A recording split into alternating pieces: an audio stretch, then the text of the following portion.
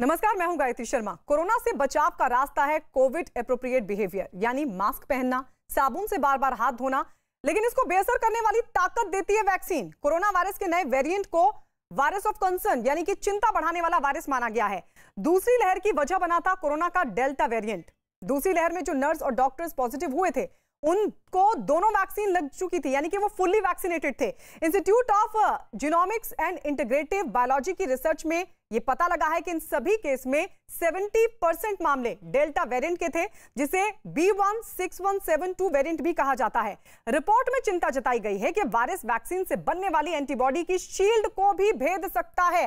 ऐसे में सवाल ये कि डेल्टा प्लस वेरिएंट पर वैक्सीन कितनी असरदार होगी, जिन लोगों को वैक्सीन की एक डोज लगी है वो कितने सुरक्षित हैं, और इस वेरिएंट की वजह से तीसरी लहर का खतरा कितना बढ़ गया है। इन सभी मुद्दों पर अपने मेहमानों के साथ हम चर्चा करेंगे। आज चर्चा में हमारे साथ जुड़ रहे हैं पद्मश्री पुरस्कार से सम्मानित Delhi heart and lung care institute के चेयरमैन डॉक्टर प्रोफेसर के सेठी, फोर्टिस मेमोरियल रिसर्च इंस्टीट्यूट के क्रिटिकल केयर विभाग के डायरेक्टर डॉक्टर संदीप दीवान हमारे साथ होंगे। वैक्सीन जागरूकता समिति के सदस्य डॉक्टर समीर भाटी हमारे साथ जुड़ेंगे। तो वहीं इंटरनल मेडिसिन के senior consultant doctor Sumit Agarwal और रेडिक्स हेल्थ केयर के CMD डॉक्टर रवि मलिक हमारे साथ जुड़ेंगे। लेकिन इन सभी मेहमानों से चर्चा करने से पहले आज प्रधानमंत्री ने मन की बात कार्यक्रम में वैक्सीन के बारे में विस्तार से चर्चा की और क्या कहा, आइए पहले वो सुन लेते हैं।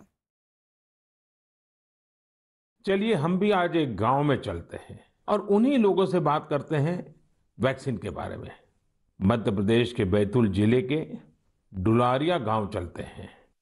हेलो, नमस्कार। नमस्ते जी। मेरा नाम राजेश हिरावे, ग्राम पंचायत डुलारिया, भीमपुर ब्लॉक। राजेश जी, मैंने फोन इसलिए किया कि मैं जानना चाहता था कि अभी आपके गांव में अब कोरोना की क्या स्थिति है। सर, यहाँ पे कोरोना की स्थिति तो अभी ऐसा कुछ नहीं है यहाँ। अभी लोग बीमार नहीं है जी। गांव की जनसंख्या कितनी है, कितने लोग हैं गांव में? गांव में 462 पुरुष है और 332 महिलाएं। अच्छा राजेश जी, आपने वैक्सीन ले ली क्या? नहीं सर, अभी नहीं लिया। अरे क्यों नहीं लिया? सर जी, यहाँ पे कुछ लोगों ने कुछ व्हाट्सएप पे ऐसा भ्रम डाल दिया गया कि उससे लोग भ्रमित हो गए सर जी। तो क्या आपके मन में भी डर है? जी, सब पूरे गांव में ऐसा भ्रम फैला दिया था सर। अरे रे रे, ये क्या बात की आपने। देखिए राजेश जी, मेरा आपको भी और मेरे सभी गांव के भाई बहनों को यही कहना है कि डर है तो निकाल दीजिए। जी, हमारे पूरे देश में 31 करोड़ से भी ज्यादा लोगों ने वैक्सीन का टीका लगवा लिया है। जी, आपको पता है ना, मैंने खुद ने भी दोनों डोज लगवा लिए हैं। जी सर। अरे मेरी माँ तो करीब करीब 100 साल की है, उन्होंने भी दोनों डोज लगवा लिए हैं। कभी कभी किसी को इससे बुखार वगैरह आता है, पर वो बहुत मामूली होता है, कुछ घंटों के लिए ही होता है। देखिए, वैक्सीन नहीं लेना बहुत खतरनाक हो सकता है। जी, इससे आप खुद को तो खतरे में डालते ही हैं, साथ ही में परिवार और गांव को भी खतरे में डाल सकते हैं। जी, और राजेश, इसलिए जितना जल्दी हो सके वैक्सीन लगवा लीजिए और गांव में सबको बताइए कि भारत सरकार की तरफ से मुफ्त वैक्सीन दी जा रही है और 18 वर्ष से ऊपर के सभी लोगों के लिए ये मुफ्त वैक्सीनेशन है। जी, जी, तो ये आप भी गांव में लोगों को बताइए, और गांव में ये डर का तो माहौल का कोई कारण ही नहीं है। कारण यही सर, कुछ लोगों ने ऐसी गलत अफवाह फैला दी जिससे लोग बहुत ही भयभीत हो गए। उसका उदाहरण देते, जैसा उस वैक्सीन को लगाने से बुखार आना, बुखार से और बीमारी फैल जाना, मतलब आदमी की मौत हो जाना, यहाँ तक के वो अफवाह फैला। हो देखिए, आज तो इतने रेडियो, इतने टीवी, इतनी सारी खबरें मिलती हैं और इसलिए लोगों को समझाना बहुत सरल हो जाता है। और देखिए, मैं आपको बताऊं, भारत के अनेक गांव ऐसे हैं जहां सभी लोग वैक्सीन लगवा चुके हैं, यानी गांव के 100% लोग। जैसे मैं आपको एक उदाहरण देता हूं। जी, कश्मीर में बांदीपुरा जिला है। इस बांदीपुरा जिले में एक व्यवन गांव के लोगों ने मिलकर 100% 100% वैक्सीन का लक्ष्य बनाया और उसे पूरा भी कर दिया। आज कश्मीर के इस गांव के 18 साल से ऊपर के सभी लोग टीका लगवा चुके हैं। नागालैंड के भी 3 गांवों के बारे में मुझे पता चला कि वहां भी सभी लोगों ने 100% 100% टीका लगवा लिया है। जी जी। राजेश जी, आपको भी अपने गांव, अपने आसपास के गांव में ये बात पहुंचानी चाहिए। और आप भी जैसे कहते हैं भ्रम है, बस ये भ्रम ही है। जी जी। तो भ्रम का जवाब यही है कि आपको खुद को टीका लिखा करके समझाना पड़ेगा सबको। करेंगे ना आप? जी सर। पक्का करेंगे? जी सर, जी सर। आपसे बात करने से मुझे ऐसा लगा कि मैं खुद भी टीका लगाऊंगा और लोगों को इसके बारे में आगे बढ़ाऊंगा। तो सभी खास मेहमान हमारे साथ लगातार बने हुए, एक बार फिर से उनका तारुफ आपके साथ करा दे। Doctor Sameer Bhati member vaccine awareness committee के हैं, डॉक्टर रवि मलिक जो कि सीनियर पीडियाट्रिशियन है, सीएमडी है रेडिक्स हेल्थ केयर के, प्रोफेसर डॉक्टर के सेठी हमारे साथ हैं, पद्मश्री अवार्डी हैं, चेयरमैन है, managing director Delhi heart and lung institute के। डॉक्टर संदीप दीवान हमारे साथ हैं, डायरेक्टर हैं critical care Fortis memorial research institute Gurugram से। Doctor Sumit Agarwal senior consultant internal medicine. सबसे पहले डॉक्टर समीर भाटी मैं आपके पास आ रही हूँ, जो हमारा मेन टॉपिक है उस पर डिस्कस करें। उससे पहले मैं चाहूंगी कि आप जरा ये बताइए, क्योंकि पीएम ने आज जब मन की बात कार्यक्रम में लोगों से बातचीत की, अभी भी ये स्थिति, जब हमने सेकेंड वेव में देश भर में किस तरीके के हालात बने वो देखे, लेकिन अभी भी लोग जागरूक नहीं है, अभी भी भ्रम की स्थिति है, क्यों सर? देखिए, मैं आपको बता रहा हूँ, कभी तो हेजिटेंसी बढ़ जाती है, कभी हेजिटेंसी कम हो जाती है। अभी फिलहाल हम देख रहे थे एकदम जस्ट सेकंड वेव के अंदर एकदम से हमारी जो हेजिटेंसी कम थी, डिमांड बहुत ज्यादा बढ़ गई थी, सप्लाई उतनी ज्यादा नहीं थी। पर कई बार कोई भी एक छोटा सा इश्यू जो डिस्कस होता है, उसके बाद से सर्टेन जो हमारी वैक्सीन ड्राइव वो एकदम से अफेक्ट हो जाती है। अगर कोई क्लॉट वाला इशू आया, तभी से वैक्सीनेशन ड्राइव अफेक्ट होगी, उसका गैप बढ़ गया, उसके बाद वैक्सीनेशन ड्राइव एकदम से अफेक्ट हुई।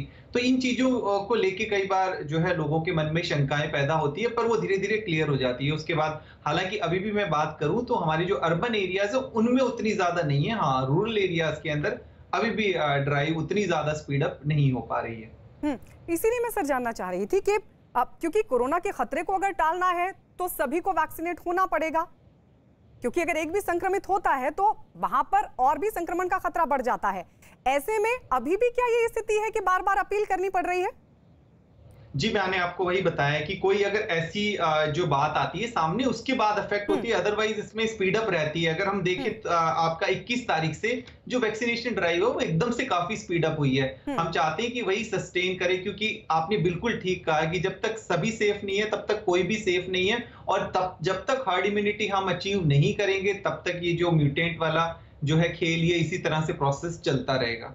तो इसके ऊपर अभी सबसे ज्यादा जो काम चल रहा है वो अवेयरनेस के ऊपर ही चल रहा है, ताकि ठीक तरीके से कम्युनिकेशन पहुंचे लोगों तक और ड्राइव हमारी कंसिस्टेंट रहे। जी डॉक्टर रवि मलिक, आपके पास, क्योंकि आप वैक्सीनेशन सेंटर भी चला रहे हैं, सर ये स्थिति क्यों है? क्या अभी भी लोग जागरूक नहीं है? देखिए, ये दो अलग अलग चीजें हैं। एक तो वैक्सीन हेजिटेंसी हो गई और एक वैक्सीन कंप्लेसेंसी भी हो गई।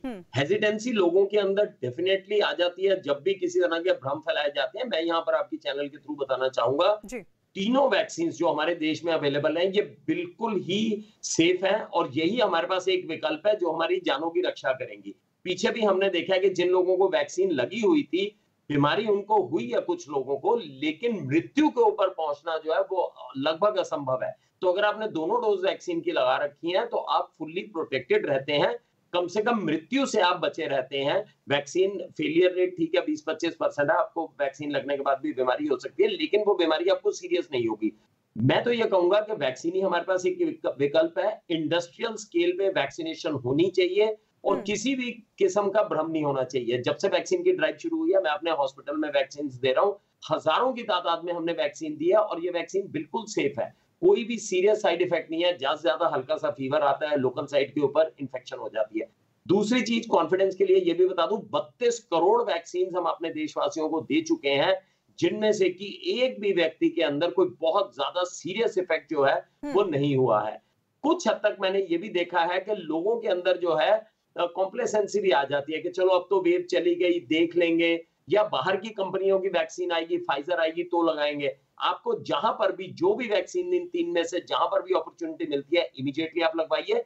खासकर मैं 18 से 45 वर्ष के लोगों को कहूंगा वो जरूर वैक्सीन लगवाएं, क्योंकि उनके बच्चे छोटे हैं और बच्चा एक भी वैक्सीनेटेड नहीं है। 18 साल से छोटे 1/3 पॉपुलेशन है हमारे देश के अंदर और उनमें से एक भी वैक्सीनेटेड नहीं है। तो अगर उनके पेरेंट्स वैक्सीनेटेड होंगे जो कि 18 से 45-50 साल की उम्र के बीच में आते हैं, तो वो घर इन्फेक्शन नहीं ले जाएंगे और हमारे इन बच्चों को भी इन्फेक्शन नहीं होगी जो कि अनप्रोटेक्टेड है। तो वैक्सीन हमें केवल अपनी प्रोटेक्शन के लिए नहीं लगानी, अपनी परिजनों, अपने बूढ़े माँ बाप और अपने घर में जो बच्चे हैं उनके लिए भी हमारे को ये लगानी है। It is a mammoth task और बिगेस्ट पब्लिक हेल्थ स्ट्रेटजी है ये, और इस सब में हम सबको पार्टिसिपेट करना चाहिए।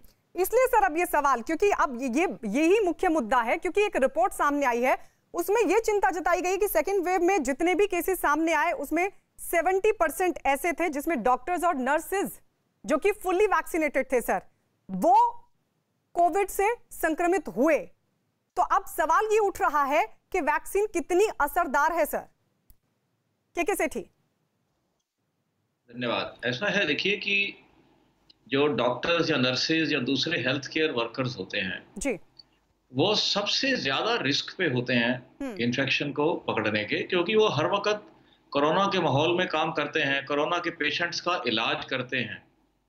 इसलिए उनका चांस इन्फेक्ट होने का बाकी पॉपुलेशन से कहीं ज्यादा है, क्योंकि उनकी जिंदगी कोरोना के माहौल में ही गुजर रही है। जनरल पॉपुलेशन में इसका रिस्क इससे काफी कम होगा, पहली बात। दूसरी बात यह है कि हमारी जो ILBS की रिपोर्ट आई, आज आप लोगों ने अखबार में भी देखी होगी, जी जी सर, वही ऑलमोस्ट 10% इंसिडेंस उसके अंदर हुआ है, और वो इंसिडेंस जो बाकी जगह के एक्सपीरियंसेस हैं उससे काफी ज्यादा है। अब ये चीज तो हमें समझनी पड़ेगी, क्योंकि बहुत सारे डॉक्टर्स और नर्सिस को हम जानते हैं एल्सवेयर भी जो कि वैक्सीन लगवाने के बाद भी संक्रमित हो चुके हैं। तो वैक्सीन लगने के बाद भी किसी ना किसी को बीमारी जरूर पकड़ेगी, लेकिन अगर आप इसका डिटेल्ड एनालिसिस देखें तो 90% से ज्यादा लोग जिनका कि टेस्ट पॉजिटिव आता है उनको कोई सिम्टम नहीं होते। उनको सिम्टम नहीं होते, वो एसिम्टोमेटिक होते हैं, माइल्ड होता है, और जिनको सिम्टम होते भी हैं वो बिल्कुल माइल्ड डिजीज होती है और चांसेस ICU में पहुंचने के बहुत कम होते हैं और डेथ का चांस बिल्कुल रेयर होता है। मैं ये तो नहीं कहूंगा कि हेल्थ केयर वर्कर्स की डेथ्स हुई हैं, हम जानते हैं दिल्ली के अंदर ही बड़े प्रोमिनेंट डॉक्टर्स की 2-3 की डेथ हुई है जिनको दोनों डोज लगे हुए थे, लेकिन वो चांस अगर आप टोटल लोगों को गिनेंगे जिनको वैक्सीन लगी तो बहुत ही स्मॉल परसेंटेज, 1 in 1000 से भी ज्यादा डाइल्यूशन में वो परसेंटेज आएगी, और इसलिए प्रोटेक्शन तो होती है। अब ये 70% जो केसेस आए हैं वो वेरिएंट की वजह से आए हैं, ये बात भी सही है, लेकिन इसमें ये जरूरी है कि हमें वैक्सीन लगाने के बाद अपने आप को प्रोटेक्ट करना है, और उसको प्रोटेक्ट करने का एक ही तरीका है कि हम अपना चेहरा ढकें, भीड़ में ना जाएं, अपने शरीर को साफ रखें, बार बार हाथ धोएं, और हमारे आसपास जो भी व्यक्तिगण हैं उनसे उचित दूरी बना के रखें, जिससे कि हमें इन्फेक्शन ना हो। दूसरी चीज याद रखने वाली यह है कि हेल्थ केयर वर्कर्स पे ये खास तौर पे लागू होती है कि अगर उनको इन्फेक्शन हो गया, यहाँ पे तो क्योंकि सारे ही लोग टेस्ट हो गए तो पता लग गया कि 10% को आ गया है, हर जगह तो ये फैसिलिटी उपलब्ध नहीं होती, तो अगर थोड़े परसेंटेज सिम्टम के बिना भी इन्फेक्ट हो जाते हैं तो वो और लोगों को ट्रांसमिट कर सकते हैं। ये चीज याद रखने वाली है, उनको पता ही नहीं कि उनको इन्फेक्शन है और वो दूसरे के साथ मिलजुल के बात करेंगे तो आगे पहुंच जाएगा या उनके घर के लोगों को लग जाएगा। सो इसलिए वैक्सीन लगने के बाद डॉक्टर सेठी मैं इस पर आऊंगी, आपसे समझने की कोशिश करेंगे कि फिर क्या क्या किया जा सकता है। डॉक्टर रवि मलिक, पहले आप बोलिए, आप कुछ कहना चाह रहे थे, उसके बाद डॉक्टर संदीप दीवान मैं आपके पास लौट रही हूँ। देखिए, लोग किसी भी किस्म से भ्रमित ना हो, ये ILBS की स्टडी है, 1600 लोगों के ऊपर इन्होंने टेस्ट की है और उसमें से 10% को वैक्सीन लगने के बावजूद भी हेल्थ केयर वर्कर्स को बीमारी हुई। यहाँ पे मैं बताना चाहूंगा कि जो वैक्सीन का प्रोटेक्शन रेट है वो केवल 70-75% है। 25% आपको वैक्सीन लगने के बावजूद भी बीमारी हो सकती है, लेकिन यहाँ पर एक राइडर है कि अगर आपको बीमारी होगी तो वो आपको सीरियस नहीं करेगी, आपको ICU में नहीं ले जाएगी और आपकी मृत्यु नहीं करेगी। तो ये वैक्सीन का रोल जो है मृत्यु प्रिवेंट करने के लिए बहुत ज्यादा है, बीमारी प्रिवेंट करने के लिए भी है, लेकिन उतना ज्यादा नहीं है। तो बीमारी आपको हो सकती है। और मैं ये भी बता दूं कि बहुत सारी वैक्सीन हैं जिनका टाइफाइड की वैक्सीन है जिसका प्रोटेक्शन रेट केवल 67% है। इवन हमारी डीपीटी की वैक्सीन भी जो अवेलेबल है उसका पूरा प्रोटेक्शन रेट नहीं है। कोविड की वैक्सीन का प्रोटेक्शन रेट जो है 70 से 75% है। वैक्सीन लगने के बाद भी 25% चांसेस रहेंगे आपको बीमारी होगी, लेकिन आप सीरियस नहीं होंगे, आपकी मृत्यु होने की जो चांसेस हैं वो लगभग नेग्लिजिबल है। हैविंग सेड दैट, कुछ लोगों की मृत्यु भी हुई है दोनों वैक्सीन लगने के बाद, लेकिन उनकी अगर परसेंटेज देखें तो वो बहुत नेग्लिजिबल है। अगर डॉक्टरों की बात करें, 513 डॉक्टरों ने लाइफ लूज की है ये इस सेकेंड वेव ऑफ कोविड में, लेकिन उनमें से अधिकांश डॉक्टर वो थे जो कि किसी वजह से वैक्सीन नहीं लगवा पाए। तो यहां पर हमें भ्रमित नहीं होना, वैक्सीन लगना बड़ा जरूरी है, वैक्सीन आपको मृत्यु से बचाएगी। बिल्कुल बिल्कुल, वैक्सीनेट होना बहुत जरूरी है, यही अपील लगातार हम कर रहे हैं। संदीप दीवान, आप कैसे देख रहे हैं, क्योंकि अभी तो ये डेल्टा थी सेकेंड वेव में जिसमें एंटीबॉडी की शील्ड को ब्रीच कर दिया वायरस ने। अब अगर डेल्टा प्लस आता है या कोई और वेरिएंट आता है तो क्या खतरा है? देखिए, इस वक्त जो मोस्ट कॉमन वेरिएंट जो चल रहा है इंडिया में और पूरे वर्ल्ड में वो डेल्टा वेरिएंट है, जो कि इंडिया से ही ओरिजिनेट हुआ है। और यूके, जर्मनी और सब जगह यही most common cause of corona disease अब बन गया है। WHO की रिपोर्ट कहती है कि 85 कंट्रीज में डेल्टा वेरिएंट के केसेस अब प्रेजेंट हैं। तो वायरस म्यूटेट कर रहा है, तो इसलिए अब जो डेल्टा प्लस वेरिएंट है इसके 3-4 आयाम अभी जानने बहुत जरूरी हैं, जिसके बारे में क्लिनिकल रिपोर्ट्स बहुत ज्यादा क्लियर नहीं है। पहला कि इसका ट्रांसमिसिबल परसेंटेज कितना है। डेल्टा प्लस वेरिएंट माना जा रहा है कि ये हो सकता है डेल्टा से ज्यादा ट्रांसमिसिबल हो। अगर आप याद करें कि मार्च फरवरी में जब हम बात करते थे डेल्टा वेरिएंट की जी, तो ये बोला जाता था कि हाँ ये ट्रांसमिशन इसका ज्यादा है, बट शायद ये इतना सीवियर डिजीज कॉज नहीं करेगा। हाँ, फिर एकदम से मामले बढ़ते चले गए। जितने भी डॉक्टर्स बैठे हैं, जो हम क्लिनिशियंस हैं जिन्होंने आईसीयू में पेशेंट ट्रीट किए हैं, अप्रैल मई में हमने देखा कि ये वेरिएंट जो है वो बहुत ही ज्यादा खतरनाक वेरिएंट निकला और हमारे पास बहुत से आईसीयू पेशेंट्स थे जिनके लिए हम कुछ नहीं कर पाए। हमने सब कुछ ट्राई किया लेकिन नथिंग वाज वर्किंग। सो मेरा मानना है कि डेल्टा प्लस वेरिएंट जो है उसको हमें बड़ी सीरियसली लेना चाहिए। ट्रांसमिशन एक एंगल है और सिवियरिटी ऑफ द डिजीज दूसरा एंगल है। दूसरी पॉइंट जो बड़ी इंपॉर्टेंट है, क्या वैक्सीन इसके अगेंस्ट इफेक्टिव है, जो कि अभी हमें नहीं पता। वो ब्रेक थ्रू इन्फेक्शन जब हम जीनोमिक सीक्वेंसिंग और करेंगे, अभी तो कुछ ही मामले इंडिया में आए हैं और जीनोमिक सीक्वेंसिंग इंडिया में काफी बढ़ गई है। जैसे जैसे जीनोमिक सीक्वेंसिंग बढ़ेगी हमें पता चलेगा कितने ब्रेक थ्रू इन्फेक्शन है और डेल्टा वायरस का इंसिडेंस क्या है और सिवियरिटी कैसी है। तीसरा जो इंपॉर्टेंट है, मोनोक्लोनल एंटीबॉडी शायद इस वेरिएंट के अगेंस्ट या तो बहुत कम एफिकेशियस हो या बिल्कुल एफिकेशियस ना हो। हालांकि मोनोक्लोनल एंटीबॉडी बहुत रैपिड पेस पे या बहुत ही मेजर पेस पे यूज नहीं हुई है अभी इंडिया में, बट ये तीनों चीजें अभी हमें डेल्टा प्लस वेरिएंट के बारे में जानकारियां नहीं है, और अगर है भी तो बहुत ही लिमिटेड जानकारी है। जैसे जैसे जीनोमिक सीक्वेंसिंग बढ़ेगी तो हमें पता चलेगा, लेकिन मेरा मानना यह है कि डेल्टा प्लस वेरिएंट भी मेरा ख्याल है उतना ही level of percentage of serious disease कर सकता होगा जितना कि डेल्टा वेरिएंट ने किया, जो कि हमने दिल्ली में पिछले 2 महीने में देखा। अभी 10 दिन पहले तक डॉक्टर संदीप दीवान, अब से 10 दिन पहले तक जब हम सुन रहे थे 6 से 7 केसेस हमने देखे कि 6 से 7 केसेस देश भर में सामने आए डेल्टा प्लस के। अब कल की ही रिपोर्ट है कि 50 से ज्यादा मामले देश के 12 राज्यों से। बिल्कुल। सो ये बड़ा इंपॉर्टेंट है, देखिए कि ये जितने भी मामले सामने आए हैं उनकी कांटेक्ट ट्रेसिंग की जाए, उनके जितने भी कांटेक्ट टच पॉइंट्स रहे हैं पिछले कुछ दिनों में उनकी ट्रेसिंग की जाए, आइसोलेशन और क्वारंटाइन किया जाए। और ये आपके चैनल के माध्यम से मैं बोलना चाहूंगा, जनरल पब्लिक बिहेवियर मुझे लग रहा है कि वापस कैलस होने लग गया है। अगर आप आज मार्केट जाएं या बाहर जाएं तो आपको उतनी ही भीड़ दिखती है। सो जनरल पब्लिक बिहेवियर, जो कोविड एप्रोप्रिएट बिहेवियर है, वो काफी लूज हो गया है। अगर उसके ऊपर हम और ध्यान नहीं देंगे तो ये जो डेल्टा प्लस वेरिएंट है ऑब्वियसली वो और ज्यादा ट्रांसमिशन फैलेगा। तो केसेस तो बढ़ेंगे अगर हम वैक्सीन के बावजूद भी अपना बिहेवियर को एप्रोप्रिएटली इंप्रूव नहीं करेंगे, जैसा कि डॉक्टर सेठी ने ऑलरेडी बताया है। हाँ बिल्कुल। डॉक्टर सुमित अग्रवाल, मैं आपके पास आ रही हूँ सर, क्योंकि मैं ये समझना चाह रही हूँ, अभी तो ये डेल्टा वेरिएंट था, वैक्सीन सबको लगवानी चाहिए, क्योंकि जैसा कि डॉक्टर रवि मलिक ने और बाकी पैनलिस्ट ने भी कहा कि 70% प्रोटेक्शन आपको मिलता है, आप सीवियरिटी की तरफ नहीं बढ़ते हैं, तो बहुत जरूरी है। लेकिन क्या ये मुमकिन है कि जो और वेरिएंट सामने आते हैं उसमें वैक्सीन की एफिकेसी को लेकर कुछ अप्स एंड डाउन्स देखने को मिल सकते हैं? अभी तो डेल्टा प्लस पर भी रिसर्च हो रहा है। जी देखिए, ऐसा है कि जो जिनकी हम बात कर रहे हैं कि बार बार जो कि डेल्टा वेरिएंट आ गया, डेल्टा प्लस वेरिएंट आ गया, देखिए जो ये एक नॉर्मल प्रक्रिया है प्रकृति की कि कोई भी वायरस या कोई भी जीवन में म्यूटेशंस चलते हैं। जब ये बार बार प्रोग्रेस कर रहे हैं, नए नए पेशेंट्स में जा रहे हैं, तो उनमें जब जीनोम मल्टीप्लाई करता है तो उनमें थोड़ी बहुत म्यूटेशन पॉसिबल होती है। अब अगर जरा सी म्यूटेशन हो गई, जैसे कि ये मान रहे हैं कि डेल्टा प्लस वेरिएंट के जो स्पाइक प्रोटीन इनकी है उसमें हल्की सी म्यूटेशन हो गई है, तो हल्की सी म्यूटेशन हुई, नया वेरिएंट आ गया डेल्टा प्लस वेरिएंट।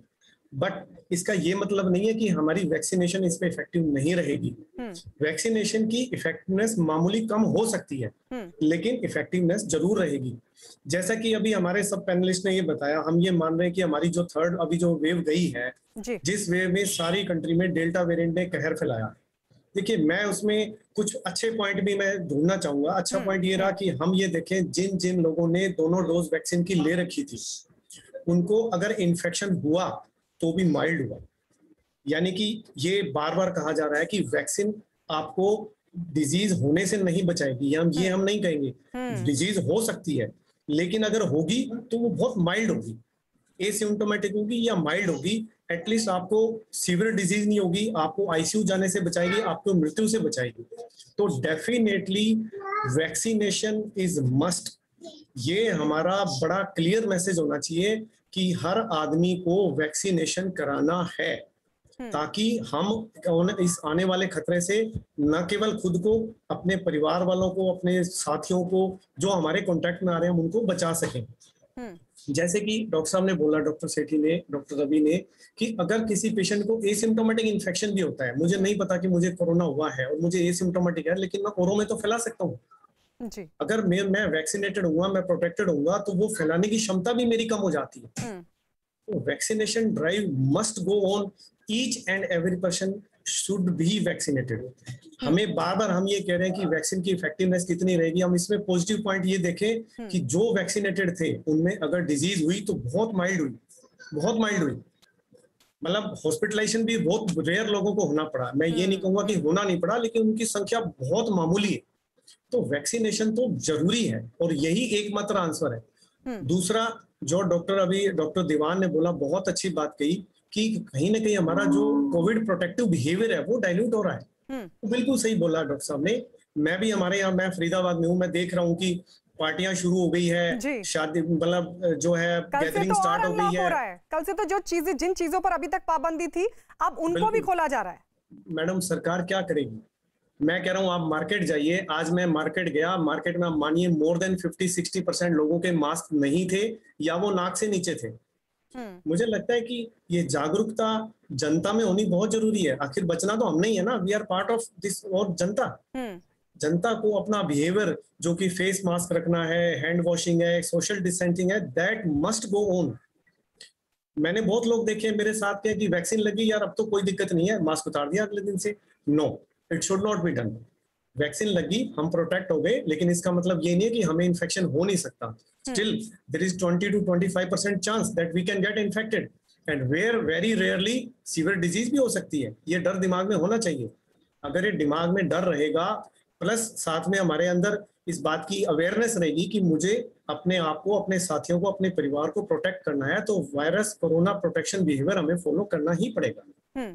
यहाँ पे डेफिनेटली, अब जैसे आप लोग हैं, ये प्रोग्राम कर रहे हैं डेली टीवी पे, आप लोग हैं, किसी न किसी माध्यम से जागरूकता कर रहे हैं। हमारे पास जो पेशेंट आते हैं वो हम उनको जागरूक करते हैं। अब इतने फोन आते हैं कि डॉक्टर साहब वैक्सीन लगवा ले। हमारा जवाब होता है yes, definitely you should vaccinate, go for it. तो ये अवेयरनेस लानी बहुत जरूरी है। कोरोना प्रोटेक्शन बिहेवियर फॉलो करना बहुत जरूरी है, और वैक्सीनेशन तो मस्ट है।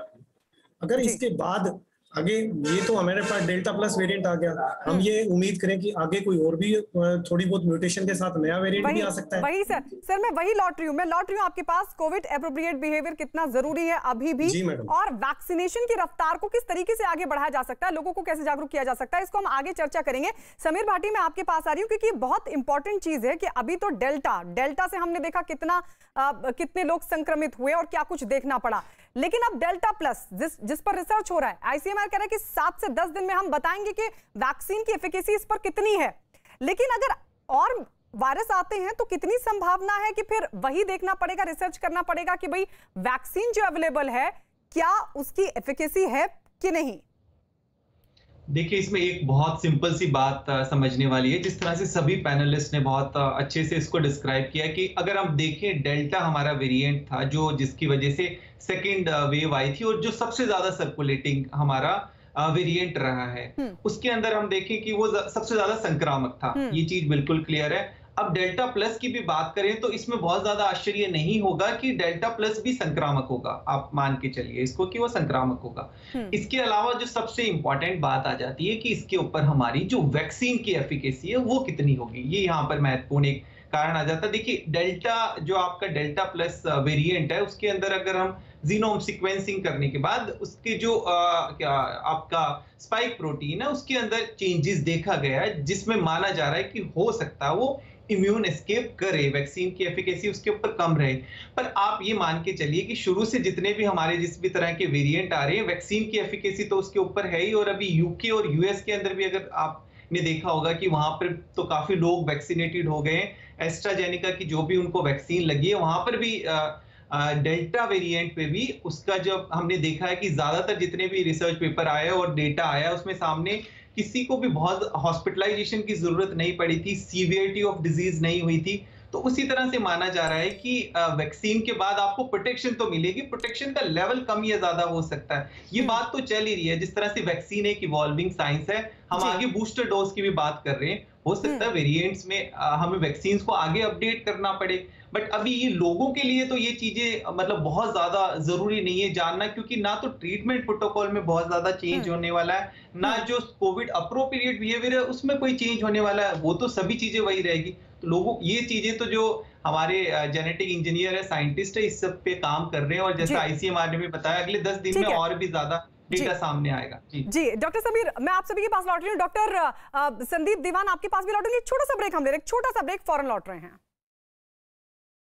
तो पहले डेल्टा ने परेशान किया और अब कोरोना का नया वेरिएंट डेल्टा प्लस। सवाल ये, डेल्टा प्लस पर वैक्सीन कितनी कारगर है, डेल्टा प्लस वेरिएंट कितना खतरनाक है, और सवाल ये भी कि कोरोना वायरस के खिलाफ अब इस लड़ाई को आगे कैसे लड़ा जाए। सभी खास मेहमान हमारे साथ लगातार बने हुए हैं। सर, मैं अपने अगले सवाल पर लौटूं, लेकिन उससे पहले संदीप दीवान आपके पास, आप सर कुछ कहना चाह रहे थे, बोलिए।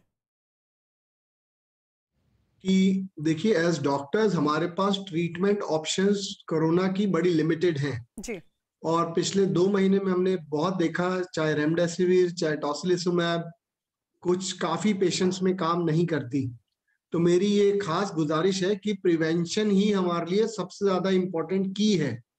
ट्रीटमेंट के ऊपर रिलाई करना इस फाइट के लिए बहुत ज्यादा इंपॉर्टेंट नहीं है, प्रिवेंशन पे रिलाई करना बहुत इंपॉर्टेंट है। यही एक मैसेज मैं देना चाह रहा था। डॉक्टर सुमित अग्रवाल, मैं उसी सवाल पर लौट रही हूँ सर, क्योंकि चिंता दरअसल इसलिए है बाकी वेरिएंट्स को लेकर, क्योंकि एक्सपर्ट्स ये कह रहे हैं कि अब आगे पता नहीं कितने वेरिएंट्स देखने को मिलेंगे।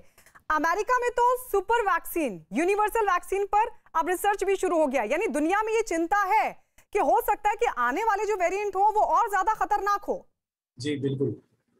जी मैडम, देखिए ऐसा है, मैं इसमें ये कहना चाहूंगा कि अगर हम कोई भी काम करते हैं, हम ये देखेंगे कि मेरे पास ये करने के क्या क्या वेज है। आज हमारे पास कोरोना से बचने के लिए क्या क्या वेज है। डॉक्टर संदीप दीवान की बात से मैं बिल्कुल सहमत हूँ कि हमें ट्रीटमेंट पे रिलाई नहीं करना चाहिए, क्योंकि कुछ लोगों में हम ये देखते हैं कि कुछ नहीं दिया तो भी वो ठीक हो जाते हैं, और कुछ लोगों में सब कुछ दे दिया तब भी कुछ नहीं कर पाते हैं। तो हमारे पास प्रिवेंशन ही केवल यही एक रास्ता है।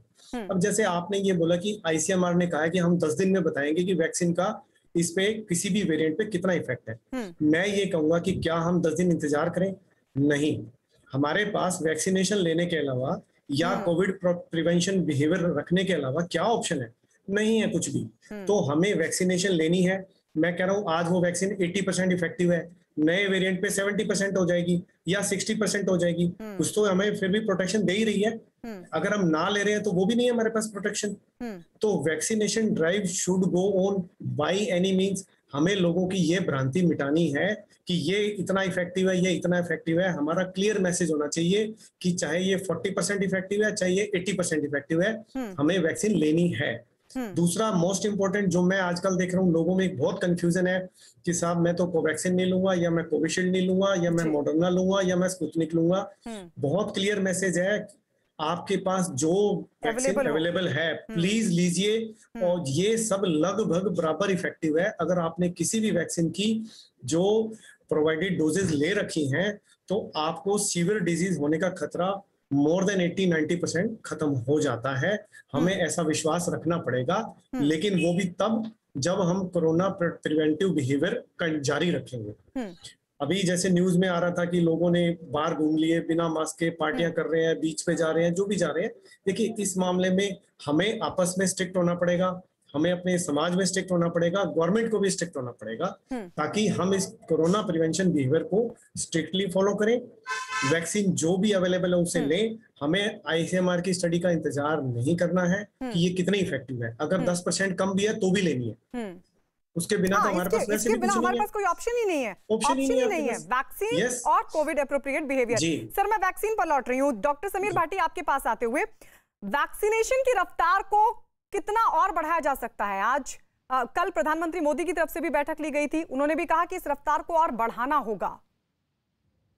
जी, जिस तरह से और भी हमारी वैक्सीन्स आ रही हैं उसके बाद डेफिनेटली लग रहा है कि प्रोडक्शन तो बढ़ ही गया ऑलरेडी जो कोविशील्ड एंड कोवैक्सीन का, तो उसके बाद वैक्सीन की ड्राइव स्पीड अप हो ही जाएगी। अर्बन एरियाज के अंदर फिर भी ड्राइव ठीक है, अभी भी रूरल एरियाज के अंदर हमें स्पीड उसको ड्राइव को करना बहुत ज्यादा जरूरी है, क्योंकि ऐसा नहीं हो सकता कि हमारी शहरी पॉपुलेशन पूरी तरह से वैक्सीनेटेड हो गई और गाँव में अभी भी वैक्सीन नहीं हुआ है। क्योंकि आप ये देखिए कि कोई भी वेव आने का कारण क्या है कि कितनी ससेप्टेबल पॉपुलेशन है। अब जो थर्ड वेव की भी बार बार बात कर रहे हैं और लोग ऐसे ही पूछते हैं बार बार कि कब खत्म होगा।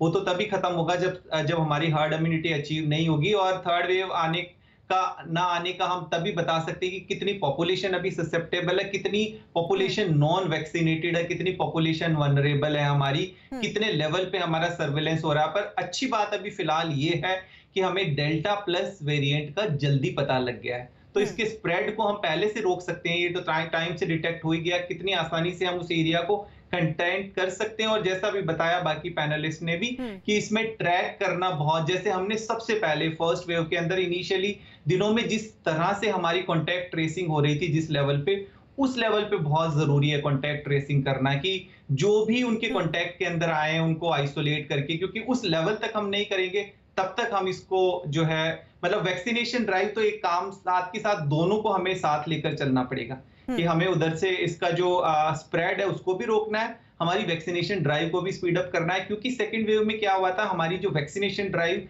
इसीलिए हैम्पर हो गई थी, अफेक्ट हो गई थी, क्योंकि हमारा जो इन्फेक्टिविटी रेट है वो इतना ज्यादा बढ़ गया था, डिजीज का ग्राफ इतना ज्यादा बढ़ गया था कि जो हमारा पूरा हेल्थ केयर इंफ्रास्ट्रक्चर है वो उसमें एंगेज हो गया था। हमने कितना देखा कि हमारे जितने भी CVC थे ऑलरेडी वैक्सीनेटेड वैक्सीनेशन सेंटर्स, वो कोविड सेंटर्स में कन्वर्ट हो गए थे। तो ऐसी नौबत नहीं आनी चाहिए। और अब तो डॉक्टर सेठी अब तो वक्त है, क्योंकि अब सेकेंड वेव से हम निकल रहे हैं, अब थर्ड वेव ना आ जाए उससे पहले जरूरी है कि ज्यादा से ज्यादा लोगों को हम वैक्सीनेट कर दें। लेकिन ये जागरूकता लाई कैसे जाए सर? लोग अभी भी नहीं समझ रहे हैं खतरे को। जी, सबसे पहले तो मैं ये कहना चाहूंगा कि देखिए मेडिकल साइंस के सामने ये बीमारी पहला एक्सपीरियंस है, ना पहले कभी देखी थी ना सुनी थी। हालांकि सिमिलर डिजीजेस पहले आ चुकी हैं और कुछ ज्ञान था हमारे पास, इसलिए ये सोच के हम भ्रम में ना पड़ें कि एक वेरिएंट आ गया, 5 वेरिएंट और आएंगे तो हम क्या करेंगे। हम वैक्सीन, जो एंटी वैक्सर्स जिनको कि कहा जाता है, जो इसके खिलाफ जो है फैलाते हैं कि वैक्सीन ना लें, उनको हम थोड़ी रिक्वेस्ट करनी चाहेंगे कि वो अपने प्रोपेगेंडा को थोड़ा इस तरह का ना करें। लोग इस चीज के बारे में ना सोचें कि जो चीज अभी हमें मालूम ही नहीं है उससे हम पहले ही डर के बैठ जाएं। हमें अपने आप को प्रोटेक्ट करना जरूरी है। जैसे जैसे मुद्दे सामने आएंगे, साइंटिस्ट और सरकार मिलके उसका मुकाबला करने के लिए पूरे जरिए निकालेंगे। लेकिन इस वक्त सबसे जरूरी है कि हमें वैक्सीनेशन लेनी है, क्योंकि उसके बगैर हमारा गुजारा नहीं। और वैक्सीनेशन डेफिनेटली इसमें काफी हद तक काम करेगी, ये मेरी पर्सनल राय है, इसमें कोई शक मुझे नजर नहीं आ रहा है। और यही चीज हमें अपने लोगों को, अपने दोस्तों को, अपनी फैमिली, अपने कम्युनिटी को, मोहल्ले को, जहां कहीं भी हम हैं, ये बतानी है कि हमारा बिहेवियर कैसा है। उस पे डिपेंड करेगा कि हम आगे वेव लाएंगे या नहीं लाएंगे। इसमें सिर्फ वायरस का रोल नहीं है, हमारा खुद का रोल वायरस के रोल से कहीं ज्यादा है कि हम वायरस को मौका कितना देंगे कि वो हमारे को आके पकड़े या हमारे से दूसरे लोगों को स्प्रेड हो। मुश्किल काम नहीं है, सिर्फ छोटी सी बात समझने की है कि आप चलते चलते नाक से किसी से बात करते हैं, पेशेंट्स आते हैं हमारे पास, मास्क लगाए हुए होते हैं, लेकिन जैसे ही बात करना शुरू करते हैं वो मास्क खींच के नाक फ्री कर देते हैं, तो वो खुद हाथ से नीचे कर देते हैं, उनकी रिफ्लेक्स बन गई है ये, और उनको फिर कहना पड़ता है कि इसको बंद कर लीजिए, ये ठीक नहीं है। तो मेरी ये गुजारिश है सबको कि ऐसा ना करें। अगर ये भी देखा गया कि कोई आसपास नहीं है तो बहुत सारे वेंडर्स हैं जो कि सामान बेच रहे हैं, या लोग हैं जो कि किसी काउंटर्स पे खड़े हैं पब्लिक डीलिंग में, वो मास्क नीचे कर लेते हैं। आप ये भी जान लीजिए कि इसका, और सर बहुत सारे लोग तो बिना मास्क के ही घूम रहे हैं। सेकेंड वेव के बाद जो हालात थे वो देखने के बावजूद भी बिना मास्क के, और ऐसे लोगों की तादाद बहुत ज्यादा है अगर हम बाहर जाकर देखें तो मैं एग्जैक्टली यही कहना चाहता हूं कि ये हमें भूलना नहीं है कि सिर्फ एक बंदे से दूसरे बंदे को ही ये ट्रांसमिट हो रही है, और अगर हमारे सामने कोई बंदा नहीं है तो हमारे को मास्क नीचे करने की इजाजत है। हमारे को ये जानना बड़ा जरूरी है कि ये एयरबॉर्न ट्रांसमिशन होता है। जैसे कि एक बड़ी बिल्डिंग में, मल्टी स्टोरीड बिल्डिंग के अंदर, मैं एक उदाहरण दे रहा हूं आपको, एक फ्लोर पे कुछ लोग रहते हैं और किसी को बीमारी है, तो ऊपर वाले फ्लोर के लोग भी उससे खतरे में आ जाते हैं, नीचे वाले फ्लोर के लोग भी खतरे में आ जाते हैं, क्योंकि हवा के जरिए ये चीज फैल जाती है। इसी तरह से ये चीज भूलने वाली नहीं है, क्योंकि ये तो प्रूव हो चुकी है कि पर्सन टू पर्सन कॉन्टैक्ट है, ड्रॉपलेट से ये होता है, लेकिन एयरबॉर्न ट्रांसमिशन तो एक प्रूवन फैक्ट है जो हमें याद रखना है। इसीलिए पता नहीं लगता, जैसे सेकेंड वेव में बहुत सारे लोगों को कतई पता नहीं लगा, कहीं घर से बाहर नहीं निकले जी, कोई हमारे घर में आया नहीं, फिर भी तकलीफ हो गई। आपने भी ये सुना होगा अक्सर, वो एयरबॉर्न ट्रांसमिशन होती है, बहुत सारी जगहों पर इस तरह के केसेस आए, घर से बाहर नहीं थे लेकिन संक्रमित हो गए। वो हवा में आती है, आपके बगल वाले घर में लोगों को तकलीफ है, ऊपर वाले फ्लोर में तकलीफ है, या बाहर कोई वर्कर्स काम कर रहे हैं, उनमें से कोई इन्फेक्टेड आदमी है जो एसिम्प्टोमेटिक घूम रहा है, तो हवा में आपकी खिड़की के जरिए जो हवा आती है उसमें वो आ जाएगा। तो इसलिए जहां भी कहीं हम हैं, ये हमारी जिम्मेवारी है कि हम मास्क लें, हाथ धोएं, बॉडी को साफ रखें, नहाएं धोएं, अच्छे से साबुन से साफ करें बार बार, और दूसरे लोगों से दूरी बनाए रखें। सबसे इंपॉर्टेंट है अपने चेहरे को कवर करके रखना, और वो अगर हम छोड़ देंगे सिर्फ इसलिए कि घुटन हो रही है या बात करने में दिक्कत हो रही है, तो हम खतरा दूसरों के लिए और अपने लिए और ज्यादा बढ़ा देंगे, और थर्ड वेव जरूर आएगी। हम खुद बचाएं उसको, ये हमारे लिए जरूरी है। बिल्कुल। कोविड अप्रोप्रिएट बिहेवियर को लेकर मैं बाकी पैनलिस्ट के पास भी जाऊंगी, लेकिन उससे पहले डॉक्टर रवि मलिक, क्योंकि आप वैक्सीनेशन सेंटर भी चलाते हैं, सर मैं फिर से वैक्सीनेशन पर लौट रही हूं। जरा बताइए कि जितनी रफ्तार है अभी वैक्सीनेशन की, क्या आपको लगता है कि उसको और बढ़ाने की जरूरत है? और ऐसे हालात में जहां अभी भी लोगों में भ्रम की स्थिति बनी हुई, उनसे बार बार अपील करनी पड़ रही है कि आप आइए, वैक्सीन लगवाइए, क्योंकि ये बहुत जरूरी है, थर्ड वेव से पहले सब वैक्सीनेट हो जाएं। उसके बावजूद भी लोगों को समझाना पड़ा, लेकिन लोग समझ नहीं रहे हैं।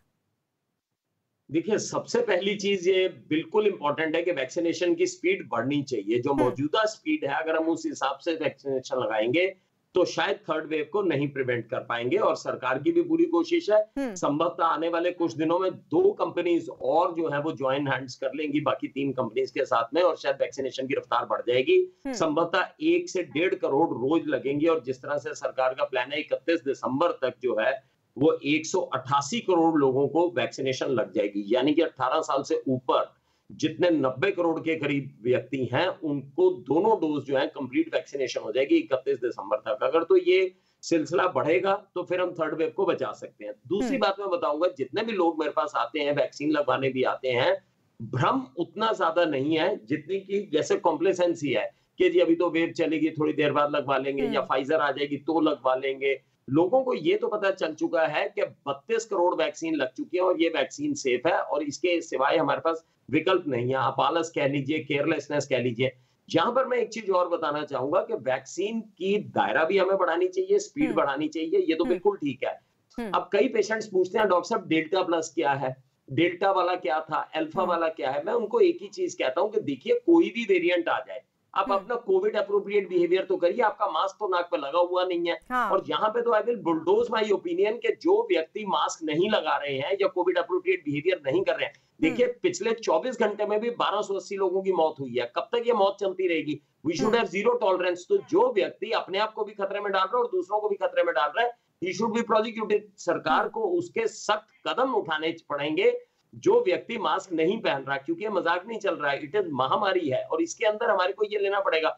दूसरी चीज है कि वैक्सीन की ड्राइव के अंदर भी लोगों को भ्रम बिल्कुल हट जाए, ये मैं बताना चाहूंगा। ये बिल्कुल सेफ है। इसको लगाने के बाद में आपको बीमारी हो सकती है, उसकी संभावना काफी कम हो जाएगी, लेकिन हो सकती है। लेकिन मृत्यु के द्वार तक आप पहुंचेंगे, ये जो है इसकी मोर्टेलिटी जो है ये इसको बिल्कुल बचा देगी और आपके सामने कोई और विकल्प नहीं है।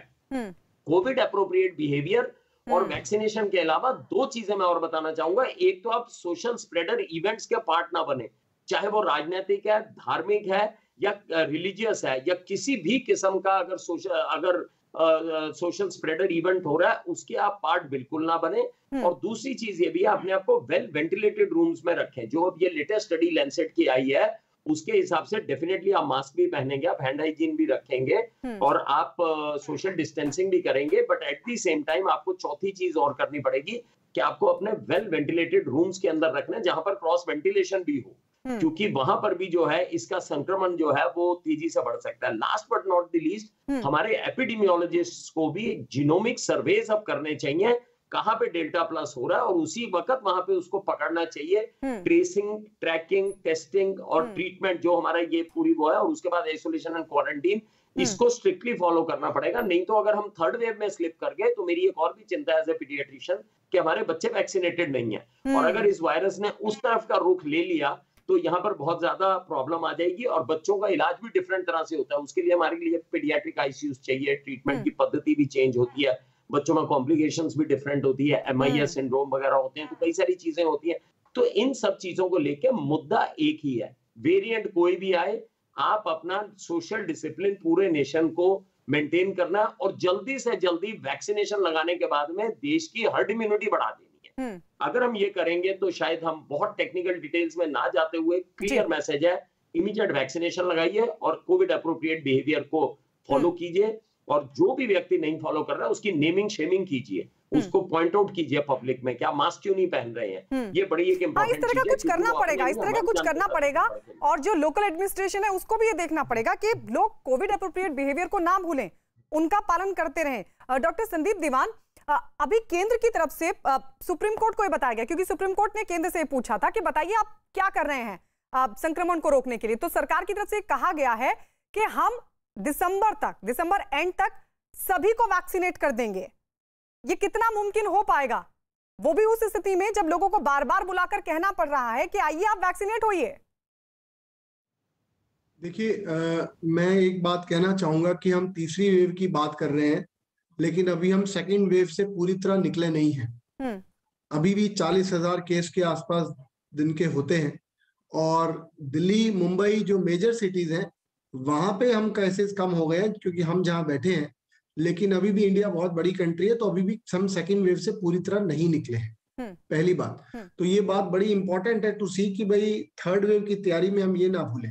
दूसरी बात, जो एपिडेमियोलॉजिकल स्टडीज कह रही हैं कि थर्ड वेव अगस्त या सितंबर तक हो सकती है हिट, अगर हम 31 दिसंबर तक का प्लान कर रहे हैं हाँ, वो भी जैसा कि पहले बताया गया है उतनी स्पीड पे भी हम थर्ड वेव को शायद प्रिवेंट ना कर पाए। लेकिन थर्ड वेव को प्रिवेंट ना भी कर पाए तो एटलीस्ट उतनी कैटास्ट्रॉफी ना हो जितनी कि सेकेंड वेव में हुई। अगर आप फर्स्ट वेव से इस वेव को कंपेयर करें, मैं as a critical care specialist बताऊं तो मोर्टेलिटी की दर काफी ज्यादा थी आईसीयू में इस बार as compare to last year. तो अगर हम एटलीस्ट उसके जो रोकथाम पूरी ना कर पाए लेकिन ज्यादा से ज्यादा वैक्सीनेटेड हो तो जो ट्रेजेक्टरी होती है केसेस का, जो राइज होने का स्पीड है, उसको हम थाम ले तो वो बड़ा इंपॉर्टेंट फैक्टर रहेगा मोर्टेलिटी कम करने में। दूसरी बात, वैक्सीन की स्पीड को बढ़ाना बहुत जरूरी है।